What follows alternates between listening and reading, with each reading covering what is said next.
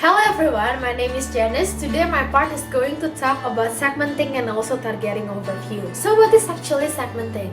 Segmenting refers to dividing the entire market into similar characteristics so that it will be easier for the marketers to penetrate into the market. Like example, the market is made up of a very huge different people, different preferences and also different demand. If we divided the market into similar segment, it will be easier for the marketers to actually focus on this part of segment and also able them to market their product effectively and efficiently. What is actually the role of internet in market segmenting? Internet will help to track the demand and also the preferences of the people so that it will be easier also for the company to actually understand and know their market segmenting. Then we'll move on to targeting. What is actually targeting?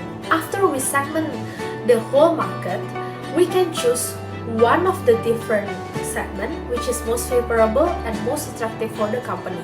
They will focus on this one market segment and target them and also do certain innovation and understand and put all their efforts to understand this whole market segmenting. Like example, there are a segment for coffee lover and tea lover. Starbucks will focus most on this both, but they will focus more on coffee lover.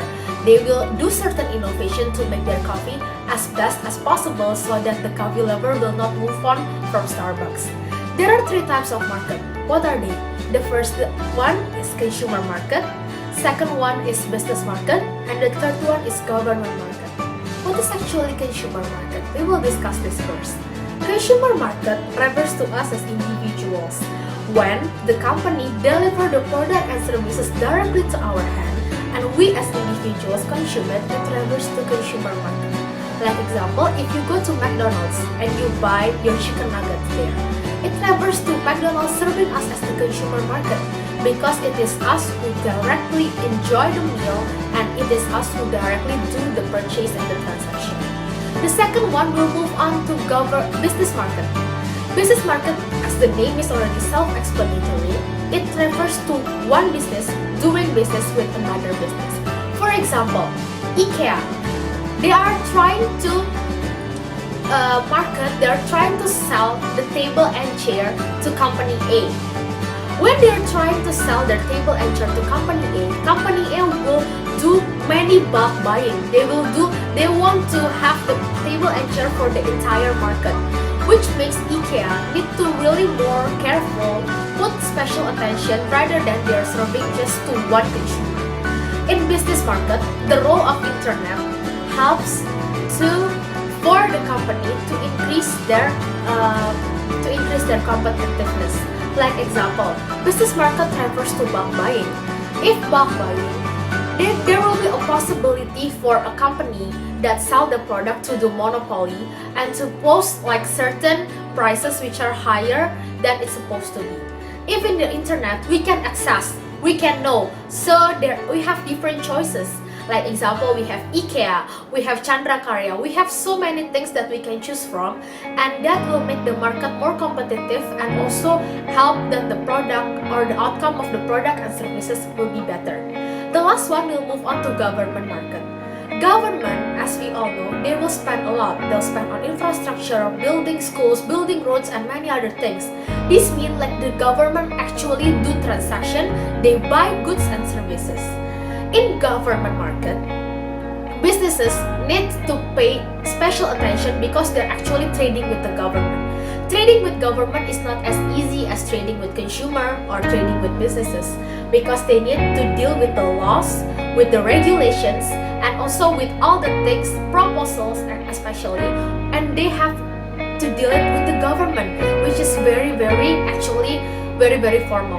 The role of internet, the role of e-marketing here helps to do the proposal, helps to give the government like an easy access for them to contact with the government. So next we will move on to the market segmentation variables. There are four types of variables. First one is geographic, second one is demographic, third one is psychographic, and the fourth one is behavior. First, what is the importance of geographic to e-marketing? Different cities and different region, they need different strategies to actually for the company to penetrate into the market.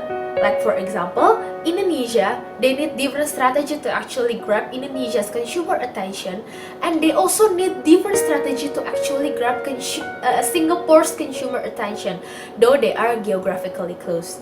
The importance for geographic in e-marketing, if we want to market our product through internet, we need to take account first how many number of internet users in the country. If the country is urban areas, then we will pretty sure that the number of internet users will be high. But if the country is contained of mostly rural areas, we need to make sure, but we need to think that maybe e-marketing or internet directly way of marketing will not be effective. Second one is local search engines. Why do we need to look for local search engines? We do understand that China is the most populated country in the world. If we want to grab the market segment to China, it will be very favorable for every company. But we need to know that the use of Google and Facebook is not actually popular in China, and China has their own name called as the China Sina Weibo. And if we want to market our product, I think we need to market our product through this China Sina Weibo in order for Chinese people to actually understand and use our product and services. The third one is local languages. Though we know that English is the most spoken language in the entire world, we need to take account that actually not every country has the ability to speak English fluently. Like example in China. China is the most populated country as I said earlier, and it will be good for us to actually use the Chinese language in the website for the Chinese people so that it will be easier. So the last time we're going to talk about local marketing. In a business, there are some international company and there are some also local company. Why do we need to take account about the local company?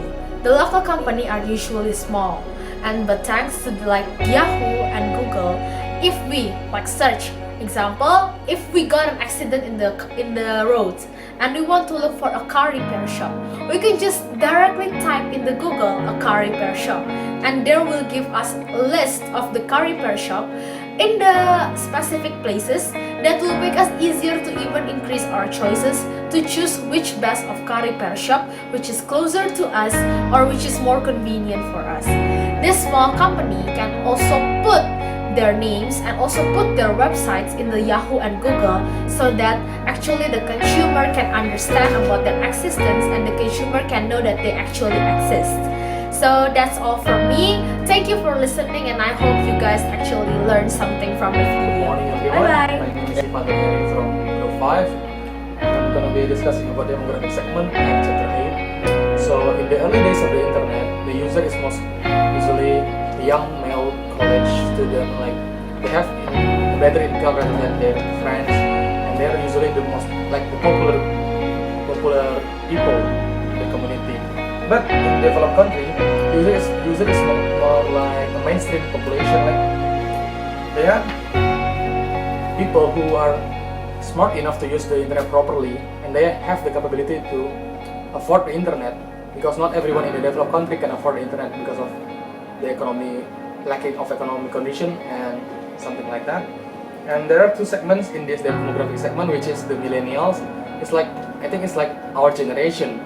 We grow up with internet, we grow up with technology, so we can use any technology like iPhone, computer, laptops, any gadget, we can use it. But in other generation, they cannot use, it's not like they can't use it, but they cannot use it like how we use it. We use it like we grow up with them, so we know what to do with it. And this is actually the most important part for e-marketers to penetrate, because our generation, like we don't like the advertisement from the e-marketers. Like for example, when I'm watching YouTube videos, I use the YouTube ads blocker from the Google, so it will block any ads from the YouTube from the video I'm watching. This is why it is hard for the e-marketers to penetrate our barrier, because we don't like what they want to offer us. And the second one is the kids. Basically, everyone under 11 years old, and usually they're playing games and watching people play video games like their older brother. So the marketers use this like they sponsor the games which a lot of kids watching. So when the kids is playing game or watching video games other people play, they will see the advertising in them. But actually, this is not a good idea because the children is lacking a lot of things to make a purchase to the product. For example, children doesn't have credit card, PayPal, so they can actually purchase the product without their parent permission. And this is actually really dangerous because like internet has a very broad segment, I guess. And like if you type girls in the Google, even if you're not looking for a sexual content, it will appear like a girl in bikini, like advertising about porn, etc. So to counter this, there are two types of education which can be used to teach the children. The first one is the education and legislation based on solution, which is we educate the children to not pursue offensive things like pornography, betting, and illegal stuff like that. The second one is the ban offensive material. It's like in Indonesia, I guess, a lot of like porn sites or gambling sites cannot be accessed through our internet because it is blocked from our government. And the third one is the require or encourage provider of offensive material to put age restriction. And I don't think this is actually working because like if you open a page and it says like if you're not 18 or above, don't open it.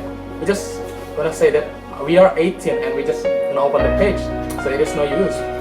And the fourth one is it requires the providers of the internet to give a system verification. Like in YouTube, there are some videos that require you to be at least 18 or 21 to watch the videos, and it will determine your age based on your account, I guess. Yeah.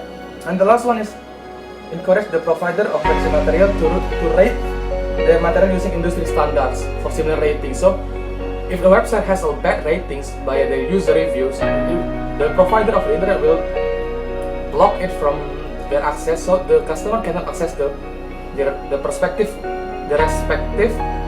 website because it is blocked by the provider. And the second one is the technology-based solution, including this.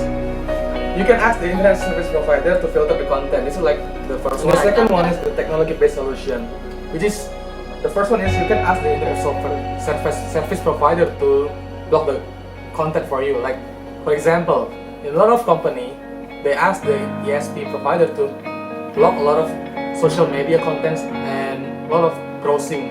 So in a company PC, the employee cannot open software.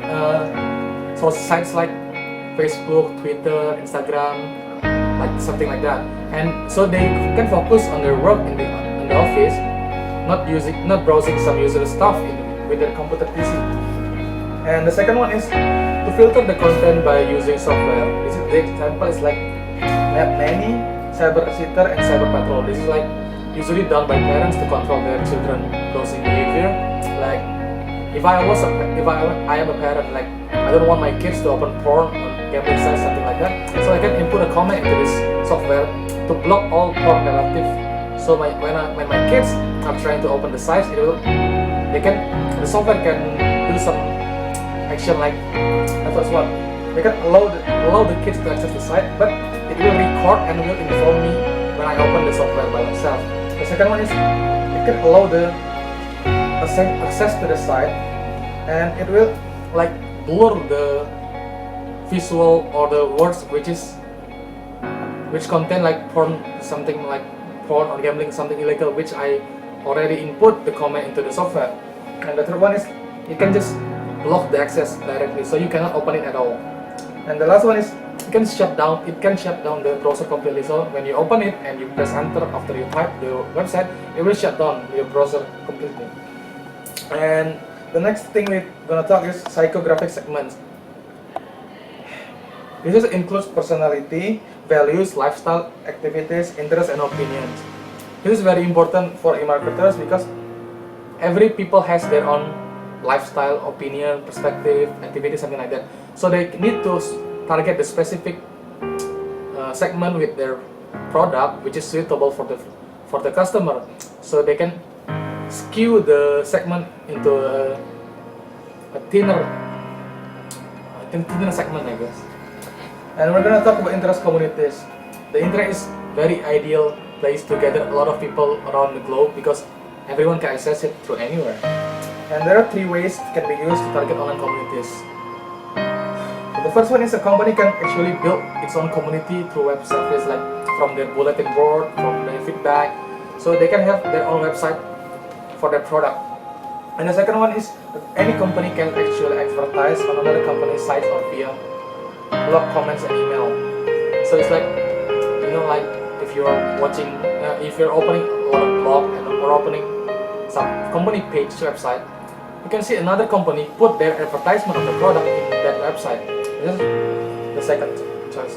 And then finally, the third one is many companies actually they join communities and they listen from others who are talking about the industry. So they have a community from which is formed by multiple companies which has like pretty much similar product or categories. And we're gonna talk about the 10 community type. This is the last one. The first one is entertainment communities. Like this is like when people gather up for gaming or watching videos like that. The purpose of this community is to have fun, to entertain. It's like this is usually like a game event community, like the International of Dota or Second Life at secondfire.com, something like that, you know, gaming event. The second one is the social networking communities. This is like, the example is like Tinder. People join Tinder to find each other. This is the social networking communities, Tinder, Facebook. Basically every other social media is the same. And the third one is trading communities. This is the place, the communities where people trade their goods for money or for other goods. The example is like eBay, Tokopedia, something like that. You know. And the fourth one is the education communities.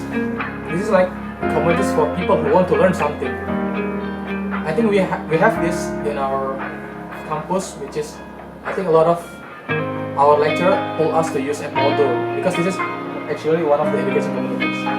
And the fifth one is the scheduled event communities. This is like when you watch American Idol and they say like, if you want to support this singer or this competition or this participant, you can like vote it through online or send SMS to actually vote your favorite singer. And number 6 is the advocacy community. This is like non-profit company formed to influence public opinion. Example is like MoveOn.org. It is formed to make a change in politics. And the 7th one is the brand communities. Firm creates CRM communities around their brand website, and they actually allow users to post it. Like these are like the communities to help the customer to learn more about the product from the company. So it's like if you have this printer and you don't know how to use some of its feature, you can actually post in this community and you can ask from other customer opinion and also the company's opinion too. And the 8th one is the consumer communities. This is pretty similar with the brand communities, but the difference is they don't have brand, so you can ask like anything from it. It's like open discussion. And number 9 is employee communities. This is like LinkedIn. So this is basically like community which focus on the employee, whether actually you can look for a job or you can advertise your job. Hello guys, it's me Isabel and I'm going to talk about attitudes and behavior. So what is attitudes? Attitudes is actually what comes in your mind, and behavior is how you act on it. Behaviors is like how you eat and then how you sing. That's behavior. But attitudes only in your mind. This is actually what marketers have to figure out, and it's quite difficult. So they have to do different innovation towards it. For example, they have to measure your attitudes on technology, such they are doing technographics. Technographics is actually a graph describing how how your income affects your attitudes towards being viral, being online.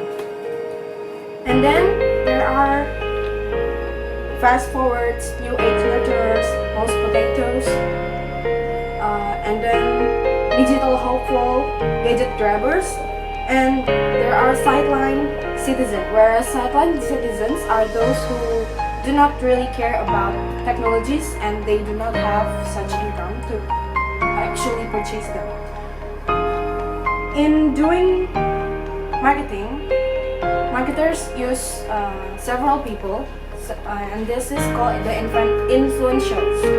There are online journalists, industry opinion leaders, and also influential social networks, others. Online journalists are those who like the Huffington Post or the Compass.com. Those prominent source of information provided online are online journalists. And then industry opinion leaders vary among industry. There are people who are not social network, like people do not actually know them as artists or real big person, but their information or their opinion is actually matters.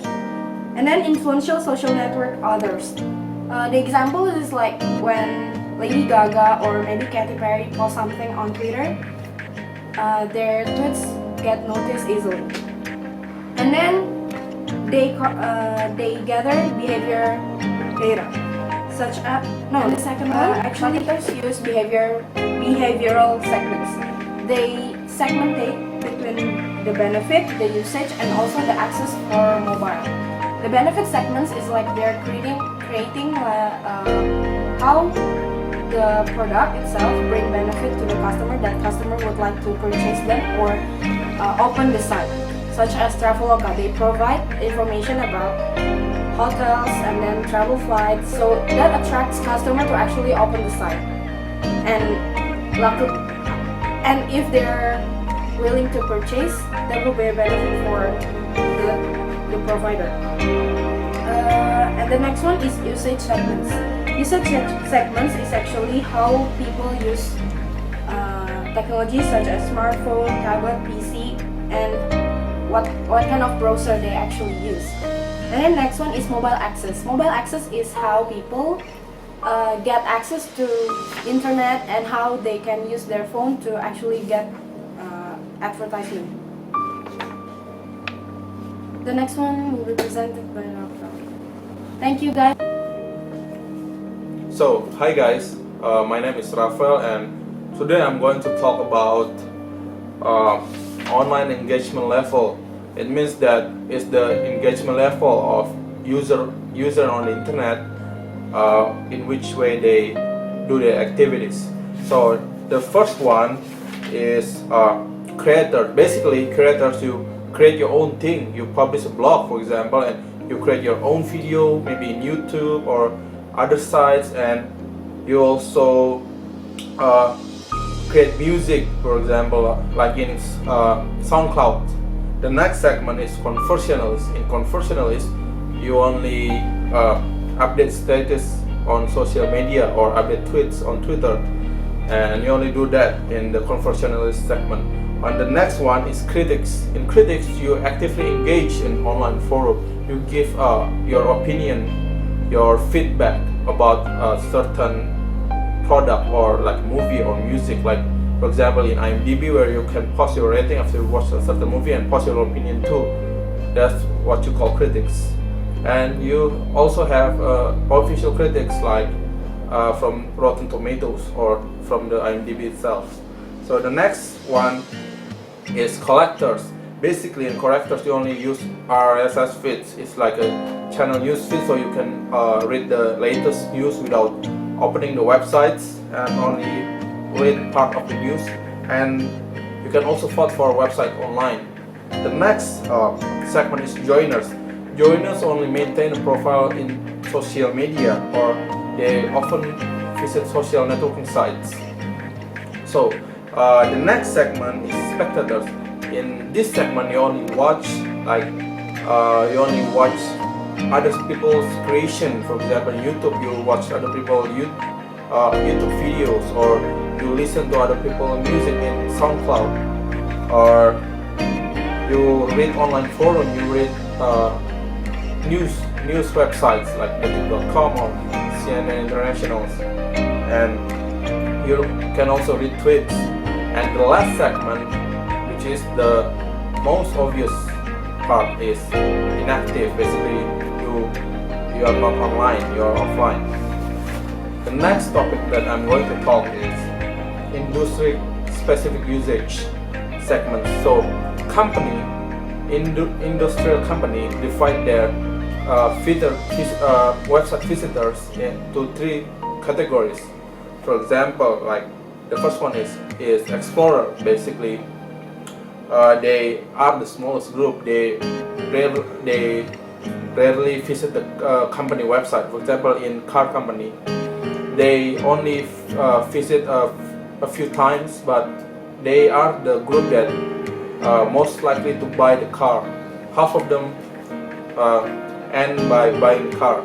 So because in the company website, in the car company website, usually they have certain feature to be able to customize your own car. So you can add your own part, you can add your own specification, you can choose your own color and everything. So the next segment is off-roader. Basically, in this segment, they tend to do a lot of research in online forums or in the company website. They do research a lot, but they are more likely purchase, for example, in car company, they are more likely to purchase the car in the offline showroom. So they don't do online shopping in buying the car. The last one, which is the cruiser. So basically, the cruisers visit the company's website frequently. So they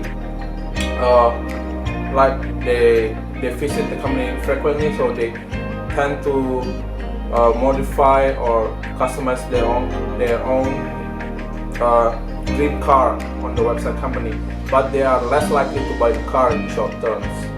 So they are in for the long term. They have a lot of interest in cars, and also they can affect the decision of other potential customers. So they are the most important visitors for the website company because they can affect other people. So the next one is targeting online customer. So basically, you can target your customer by using SWOT analysis, or you can use these 2 marketing strategies. Like the first one is niche marketing, where, for example, like only one company only develop one segment. For example, like Amazon, when they only target web users exclusively. So, but they have if they succeed, they can gain a real profit, a big profit. But if they fall, they can fall hard. So the next segment, the next strategy, is the micro marketing or individualized targeting. So basically, in this segment, in these strategies, you can only target individual person. For example, when they register to your websites or they make a purchase, you can read you can know what they are buying, and you can recommend something else. For example, like in Amazon, where people who buy a Harry Potter book, for example, and the Amazon company can recommend other book like Lord of the Ring. So they can search your history and your interest. So the next topic that I'm going to talk is differentiation online. So what is differentiation? Differential advantage. It's the goal that marketers have to achieve. For example, you have to make your product unique so that other competitors cannot imitate your product, and also you have to have value. The product that you create have to have value for the customer, so they can choose your product, and you have to succeed. So a company usually offer that value. It can be in form of many dimensions. So these are the few examples. The first one is product innovation. For example, like Facebook. Back then, no one knows Facebook. So Mark Zuckerberg created Facebook in order so people can connect with each other online. So they can message each other, so they can post status on their Facebook page. So it's the first it's an innovations. It's the first one. So the next one is mass customization, just like I said before. For example, like car web pages, car websites where you can customize your own car. You can choose your own color. You can pick your own specifications, and you can choose your engine also. So next is service differentiations. For this, the example is Amazon.com. Amazon.com is well known for their excellent customer service. So that is the one that makes it stand out from the others. So the next one is customer relationship management. So basically this is closely related to what customers do and involving 360 degree view of customers activities online. For example, like Manchester United, they introduced their new logo on social media, so they gain more followers on social media like Twitter and Facebook or Instagram. And for they also introduce new players on social media, so people can interact, can give feedback to the club. So the next one is personal differentiation. So the example is Zappos.com because they are well known. They are different because of their employee. They have excellent customer service because of their employee. The next one is channel differentiation. So for example, like Netflix, they provide streaming service that other company haven't done. Customer can watch movies on tablets, phone, or even on PC. They can watch movie from anywhere for a cheap price. They are the first one to do that. So the next one is image differentiation. So for example, like Google is well known. They are well known from years ago. So basically, Google stand out from other competitors like Yahoo or AOL or Bing. So the next one is site atmospheric. It is basically the aesthetic part of the websites. Is it nice to look at? Is it good? Is it user friendly for the customer, so the customer can easily go through the websites? So the next one is user generated content. So basically the company asks for the customer to give their opinion about the company or to give feedback to the company, so the company can use it in their marketing plan. So the next one is efficient and timely order processing. For example, like Bukalapak, you can order your product, but you have to go through email confirmation. You have to go through several other things. So the company must make sure that the steps are easy and the customer can easily understand the steps also, and they are fast. So the next topic is, and the last one is the online positioning basis.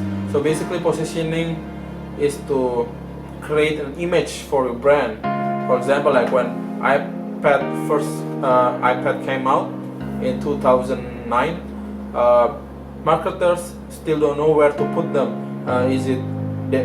Are they competing with computers or smartphone? So they must decide. So they give the directions. So basically, whatever the strategy is to position their product, they have to be told from the customer point of view, because customer, if they saw that the online advertising is from the company point of view, like for example they are bragging about their specification and other things, so customer won't like it. So there are 4 consumer market segmentation basis. So the first one is demographic, and the second one is geographic location, and the last one is psychographics and behavior with respect to the products. So basically, each segment is also divided into variables, segmentation variables. For example, like for demographic, it is divided to such as age and gender variables, and we also targeting a number of demographic niches, and look forward to a new important segment, that is the millennial like us. And the next segment is psychographic, include personality, values, lifestyle, attitude, interest, and opinion. So the internet is good to gather people with similar interests. For example, like online forums, so you can reach the thing you like. For example, you search on Google and you can find the forum of your interests. So it's easy for marketers to target those segments. And so differentiation is what a company does to differentiate their product. Positioning is what it does to the customer mind, so it's different. So positioning is what customer perceive about the product. So marketers must understand what customer wants so they can create the right image on their mind. So that is my part. Thank you for watching.